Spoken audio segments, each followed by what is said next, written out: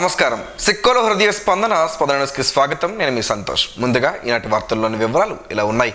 అరసవేలులో వెంచేసి ఉన్న ప్రత్యక్ష దైవం శ్రీ సూర్యనారాయణ స్వామివారిని దర్శించుకునేందుకు దూర భారాల నుంచి భక్తులు తరలి రావడంతో అరసవేలు క్షేత్రం భక్తులతో కిటకిటలాడింది.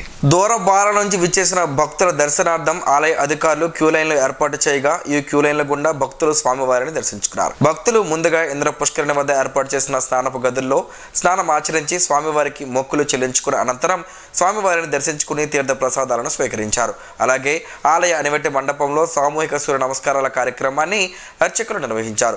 ఈ కార్యక్రమంలో భక్తులు పాల్గొని స్వామివారి అనుగ్రహాన్ని ఆకాంక్షించారు. ఆలయ ప్రాంగణంలో దర్శనం అనంతరం తిరిగి వెళ్లే భక్తులకు ఆలయ అధికారులు ఉచితంగా ప్రసాదాన్ని అందజేస్తున్నారు. ప్రతిరోజు ఆలయ ప్రాంగణంలో జరిగే అన్న ప్రసాద వితరణ కార్యక్రమం ఈ రోజు కూడా జరిగింది. ఆలయ ప్రాంగణం అంతా భక్తులతో కిటకిటలాడగా భక్తులకు అన్ని ఏర్పాట్లకు అధికారులు చర్యలు చేపట్టారు. భక్తులకు అవసరమైన మందులను వైద్య ఆరోగ్య శాఖ సిబ్బంది అందజేశారు. ఈ మేరకు స్వామివారికి భక్తుల నుంచి వివిధ రూపాల్లో వచ్చిన ఆదాయ వివరాలను ఈవో ఒక ప్రకటనలో వెల్లడించారు. ఈరోజు శ్రీ సూర్యనారాయణ స్వామివారికి టికెట్ల రూపేణ 3,96,000 రూపాయలు రాగా పూజలు విరాళాల రూపంలో 78,890 రూపాయలు, ప్రసాదాల రూపంలో 2,51,840 రూపాయలు స్వామివారికి ఆదాయం వచ్చిందని ఆలయ ఈవో ఎస్ చంద్రశేఖర్ ప్రకటనలో పేర్కొన్నారు. ఈ నెల 17న ప్రశాంత వాతావరణంలో ముస్లిం సోదరులు బక్రీద్ పండుగను నిర్వహించుకునేలా జిల్లాలోని ప్రధాన మసీదులు, ఈద్గాల వద్ద పటిష్ట బందోబస్తు ఏర్పాటు చేస్తున్నట్లు ఎస్పీ జిఆర్ రాధిక ఒక ప్రకటనలో తెలిపారు. ముస్లిం సోదరులు కుటుంబ సభ్యులతో సంతోషంగా బక్రీద్ చేసుకోవాలని కోరారు. ఆవులను ఒక చోట నుంచి మరో చోటకు తరలించే క్రమంలో తగిన ధృవీకరణ పత్రాలు కలిగి ఉండాలని స్పష్టం చేశారు.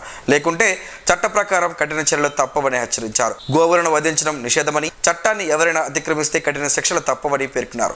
జిల్లా వ్యాప్తంగా గోవుల రవాణాపై నిరంతర నిఘా ఏర్పాటు చేసినట్టు తెలిపారు. మత సామరస్యానికి భంగం కలిగించే విధంగా ఎవరైనా రెచ్చగొట్టే ప్రసంగాలు చేసినా, సోషల్ మీడియాలో అసభ్య పోస్టులు పెట్టినా కఠిన చర్యలు తప్పవని హెచ్చరించారు.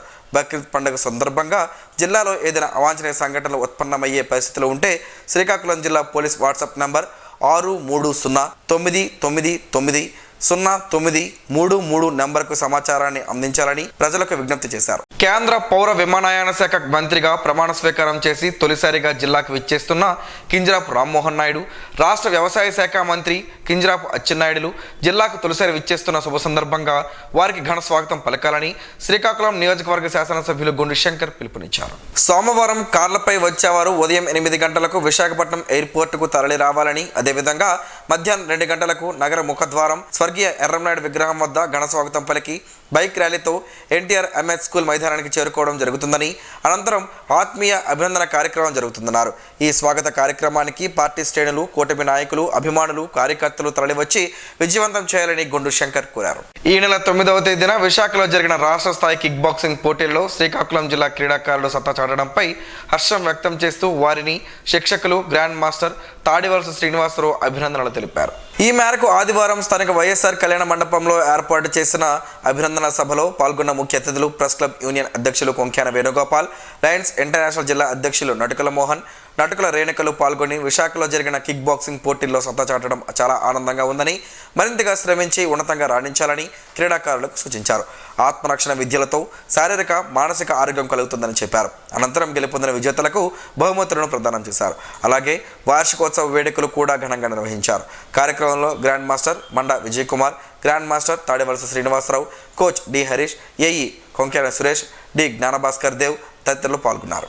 కూటమి ప్రభుత్వం ఏర్పడి రాష్ట్ర ముఖ్యమంత్రి నారా చంద్రబాబు నాయుడు, డిప్యూటీ సీఎంగా పవన్ కళ్యాణ్, దేశ ప్రధానిగా నరేంద్ర మోడీ బాధ్యతలు స్వీకరించిన నేపథ్యంలో నగరంలోని స్థానిక 16వ డివిజన్లో టీడీపీ ఇన్ఛార్జ్, టీడీపీ ఎస్సీసీఎల్ రాష్ట్ర ప్రధాన కార్యదర్శి ఎస్వి రమణమాదిగ, టీడీపీ 16వ డివిజన్ అధ్యక్షురాలు సవలాపురపు లక్ష్మీలు ఆదివారం స్థానికులతో కలిసి సంబరాలు నిర్వహించుకున్నారు.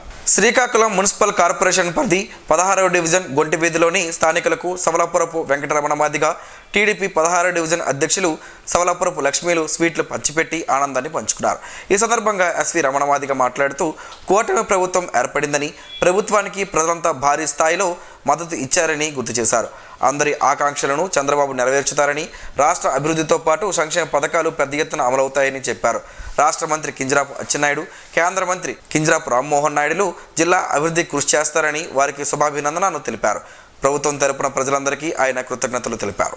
కూటమి ప్రభుత్వం వచ్చాక సొండి కులస్తులకు తప్పకుండా న్యాయం చేస్తామని ఎన్నికల ప్రచారంలో చంద్రబాబు నాయుడు చెప్పారని, చెప్పినట్లుగానే తమకు న్యాయం చేయాలని సొండి కుల సంక్షేమ సంఘం రాష్ట్ర అధ్యక్షుడు రత్నాల కాశీ విశ్వనాథ చౌదరి కోరారు. ఈ మేరకు నగరంలోని ఓ ప్రైవేట్ ఫంక్షన్ హాల్లో నిర్వహించిన మీడియా సమావేశంలో ఆయన మాట్లాడుతూ చంద్రబాబు సారథ్యంలో ఏర్పడిన కూటమి గెలుపు కోసం తాము కూడా కష్టపడ్డామని, చంద్రబాబు ఎన్నికల హామీల్లో భాగంగా తెలంగాణ మాదిరిగా ఎక్సైజ్ శాఖలో రిజర్వేషన్ కల్పిస్తామని చెప్పినట్లుగానైనా ఆంధ్రాలో కూడా చేయాలని ఆయన విజ్ఞప్తి చేశారు. ఓబీసీలుగా సొండి కులానికి ఇతర రాష్ట్రాల మాదిరిగా గుర్తించాలని కోరారు. ప్రత్యేక సొండి కుల కార్పొరేషన్ ఏర్పాటు చేయాలని విజ్ఞప్తి చేశారు. ఏజెన్సీ ప్రాంతంలో ఉన్న తమ కులస్తులను ఇదివరకు మాదిరిగానే అబార్జినల్ ట్రైబల్ గా గుర్తించాలని కోరారు. నామినేటెడ్ పదవులు ఇవ్వాలన్నారు. సంఘం రాష్ట్ర కార్యదర్శి షావుకారు నాగేశ్వరరావు మాట్లాడుతూ నాటుసారా తయారు చేసుకుని అమ్ముకుని కులవర్తిగా బ్రతికే తమ వారికి ప్రభుత్వం నాటునారాను నియంత్రించిందే తప్ప ప్రత్యామ్నాయ మార్గాలను ప్రభుత్వం చూపలేదని వాపోయారు. కూటమి పార్టీలు ప్రభుత్వం ఏర్పాటు చేశాక తమకు న్యాయం చేస్తామన్న చంద్రబాబు నాయుడు సాధ్యమైనంత త్వరగా న్యాయం చేయాలని కోరారు. పట్టణ కార్యదర్శి జగన్మోహన్ రావు మాట్లాడుతూ నూతన ప్రభుత్వం ఆబ్కారీ విధానంలో షాపులు, బార్లు కేటాయింపులో తమ కులానికి 10% కేటాయించాలని విజ్ఞప్తి చేశారు. ఈ సమావేశంలో స్టేట్ ట్రెజరర్ ఆర్ నాగేశ్వరరావు, రత్నాల నరసింహమూర్తి తదితరులు ఉన్నారు. పాతపట్నం ఎమ్మెల్యేగా అత్యధిక మెజారిటీతో గెలుపొందిన మామిడి గోవిందరావును ఈరోజు ఆయన క్యాంపు కార్యాలయంలో పాతపట్నం నియోజకవర్గం ఎండియు ఆపరేటర్లంతా మర్యాదపూర్వకంగా కలిసి అభినందనలు తెలిపారు. ఎండియు ఆపరేటర్ల సంఘం రాష్ట్ర గౌరవ అధ్యక్షుడు రౌతు సూర్యనారాయణ ఆధ్వర్యంలో నియోజకవర్గం ఎండియు ఆపరేటర్లు మామిడి గోవిందరావుకు అభినందనలు తెలియజేస్తూ ఆయన గెలుపు ప్రజల గెలుపు అని వెల్లడిస్తూ విజయోత్సవాల సందర్భంగా కేక్ను కట్ చేసి అందరికీ ఎమ్మెల్యే గోవిందరావు పంచిపెట్టారు.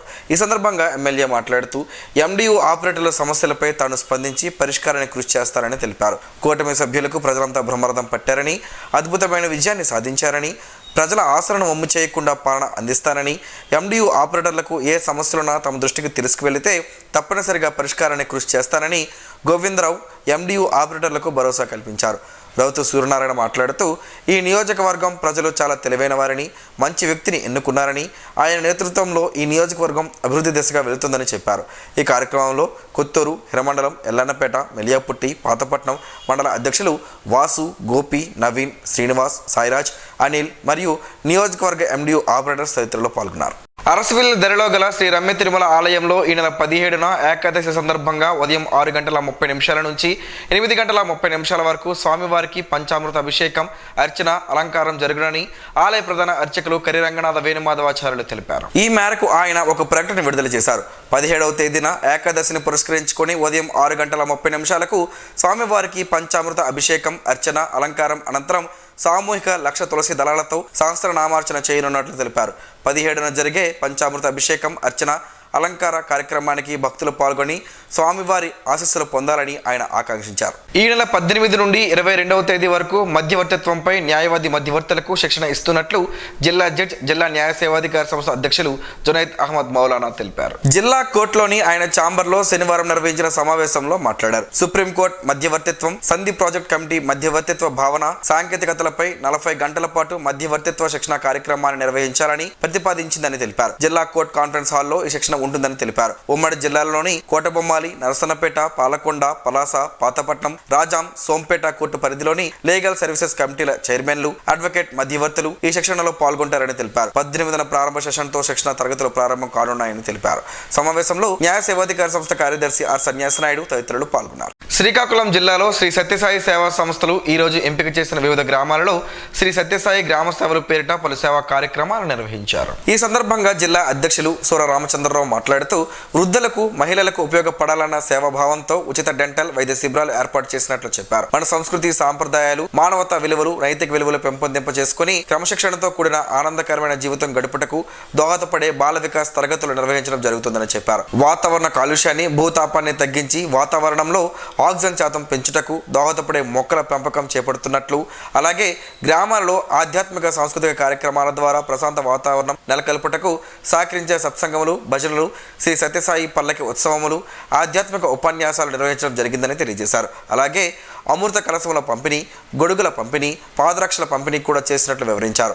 ఈ కార్యక్రమంలో జిల్లా గ్రామ సేవల ఇన్ఛార్జ్ రవీంద్రబాబు, రాష్ట్ర Vidyajyothi in charge S Guruprasad, doctor తాతయ్యలు, డాక్టర్ కార్తిక్, జిల్లా సమన్వయకర్తలు అనాది గుప్తా, బోయిన నరసింహమూర్తి, పప్పల నాగేశ్వరరావు, శివకుమార్, అమ్మయ్యమ్మ, లలిత, శ్రీలక్ష్మి, జనార్దన్ రావు, కాశీ, కిలాన శ్రీనివాసరావు, చంద్రశేఖర్, సాయికృష్ణ, బాల వికాస్ గురువులు, బాల వికాస్ పిల్లలు, భక్తులు పాల్గొన్నారు.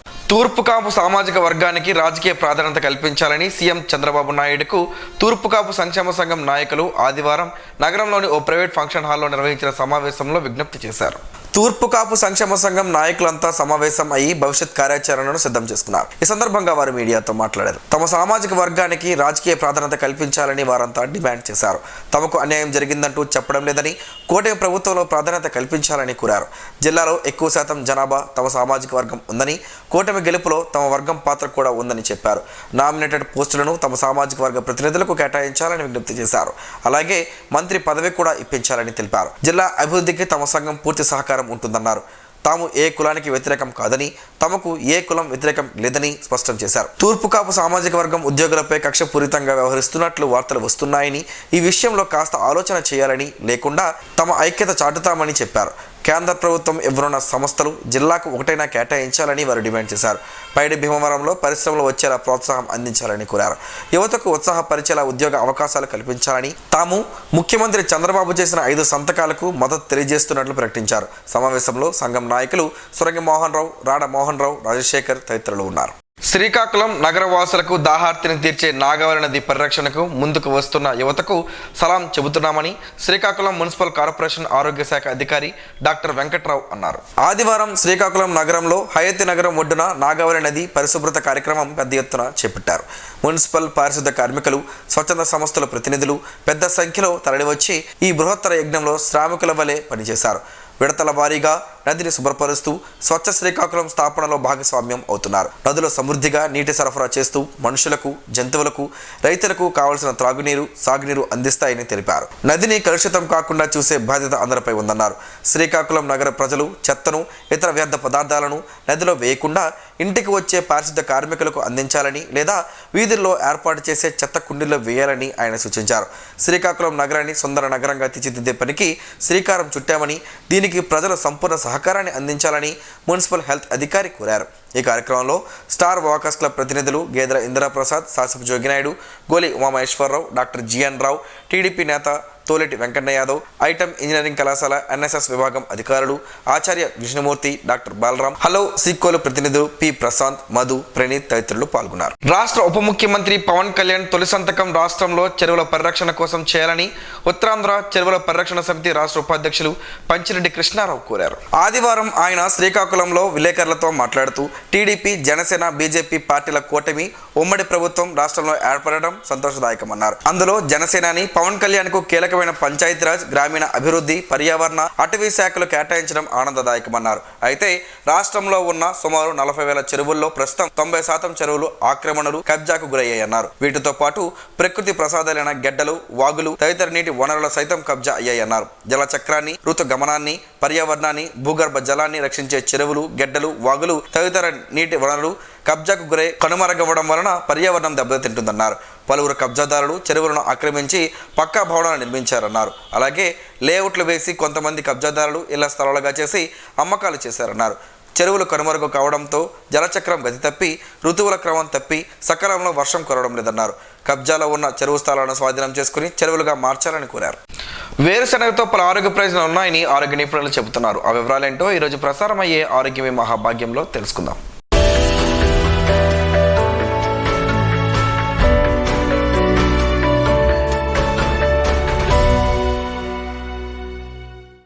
సాధారణంగా మనం తీసుకునే ఆహారంలో వేరుశనగలు బలమైన ఆహారం, నూనె శాతం ఎక్కువగా ఉంటాయి. శాకాహారంగా చౌకగా మాంసకృతులు వీటిలో దొరుకుతాయి. కోడిగుడ్డులో కంటే 2.5 రెట్లు ఎక్కువగానే మాంసకృతులు ఉంటాయి. 70% సాచ్యురేటెడ్, 15% పోలీ అన్సాచ్యురేటెడ్, 15% మెనో అన్సాచురేటెడ్ ఉన్నాయి. మెనో అన్సాచురేటెడ్ కొవ్వులే శరీరానికి మేలు చేస్తాయి. ఇంట్లో ఉండే వేరుశనగ పప్పు ప్రతిరోజు గుప్పెడు తింటే ఆరోగ్యానికి ఎంతో మేలు జరుగుతుందని ఆరోగ్య నిపుణులు చెబుతున్నారు. ప్రతిరోజు ఆహారంలో వీటిని తీసుకున్నా కూడా మంచిదే. ప్రతి 100 గ్రాముల వేరుశనగల్లో 8 గ్రాముల విటమిన్ ఇ ఉంటుంది. నియాసిన్, ప్రోటీన్, మ్యాంగనీస్ పోషకాలు అధికం. అమినో యాసిడ్స్ కూడా ఎక్కువ. ఇవి పిత్తాశయంలో రాళ్ళు ఏర్పడకుండా నివారిస్తుంది. అమినో యాసిడ్స్ మెదడు నాడీ కణాలకు సంబంధించిన కెరోటినిన్ ఉత్పత్తి చేస్తుంది. ఇది మెదడు ఒత్తిడికి గురికాకుండా సహాయపడుతుంది. మెదడు కణాలు దెబ్బకు తినకుండా రక్షణ కల్పించి జ్ఞాపక శక్తి మెరుగుపరుస్తుంది. ఫ్యాట్ శరీరానికి శక్తిగా మార్పు చెందుతుంది. శరీరంలో జీవక్రియలన్నీ ఆరోగ్యంగా జరగడానికి ఇవి సహాయపడతాయి. కాల్షియం, విటమిన్ డిలు ఎముక పుష్టికి దోహదపడతాయి. Riboflavin, niacin, thiamine, vitamin B6, ఫోలేట్లు అధికంగా ఉంటాయి. ఇవి శరీరంలోని ఫ్రీ రాడికల్స్ చర్యలను నిరోధిస్తుంది. చర్మ ఇన్ఫెక్షన్లకు రాకుండా దోహదపడతాయి. రోజు గుప్పెడు వేరుశనగలు లేదా 10 గ్రాముల నట్స్, డ్రై ఫ్రూట్స్ తింటే ఆరోగ్యం మెరుగుపడుతుందని పరిశోధకులు చెబుతున్నారు.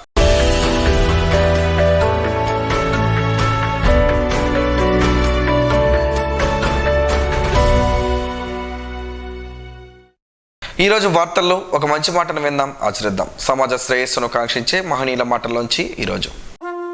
జీవనం గమనం గమ్యం. ఋషి చింతన. సమాజంలో రాజ్యాలు యుద్ధములో పుట్టాయి. ఆధ్యాత్మికం ఏకాంతములో చింతన, త్యాగం, అనుభూతిలో పుట్టాయి. ఎత్తులో ఉన్న మనస్సుకు తన ఎత్తే తెలుసుగాని తనకంటే ఎత్తు, తనకంటే లోతు అనుభవం ఎప్పుడూ కలుగదు. ఓం శ్రీ గాయత్ర్యై నమః. స్పందన ప్రేక్షకుల కోసం స్పందన న్యూస్ని ఇప్పుడు యూట్యూబ్లో అందుబాటులో ఉంచడమైంది. HDV స్పేస్ స్పందన అని టైప్ చేసి వీక్షకులు తమ అనుకూలమైన సమయంలో న్యూస్ని వీక్షించగలరు. ఈ వార్తలు ఇంతటితో సమాప్తం. మరలా ప్రసారం అయ్యే స్పందన న్యూస్లో కలుసుకుందాం. అంతవరకు సెలవు. నమస్కారం. మీ మాటే మా బాట.